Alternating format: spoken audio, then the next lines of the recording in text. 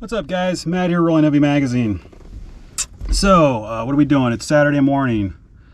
The other day we got a call from our buddy Tad. He's got a 74 short Chevy G10 cargo. Really cool truck. Anyway, he's like, man, my wheels are falling apart. I need some new shoes for that thing. Do you know of anything? Well, I didn't, but I looked around on the interweb for a little bit and I found something that I thought was just right for him. So I sent him the link. He checked it out, dug it, called the dude, struck the deal. He wired me the money. I ran 15 minutes away from my house to pick these up for him, and today we're going to run up to Thousand Oaks where he lives. We're going to get these things put on his truck. We thought you might want to come along. So hop in the van, let's go for a ride.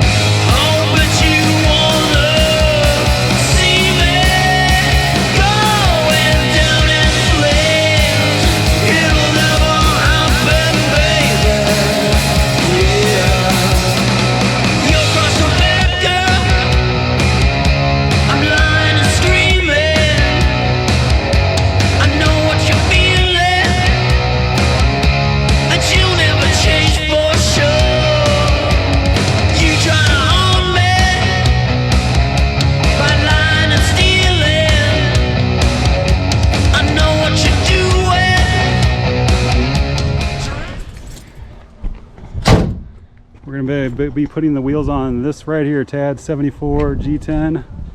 Really can't go wrong. What's up, Tad? What's up, man? So we're going to get this thing open. Hold on.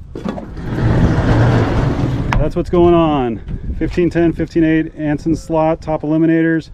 Mickey Thompson Indy profiles. That, on that, with that. It's happy Real times. Nice. All right, let's get these things on.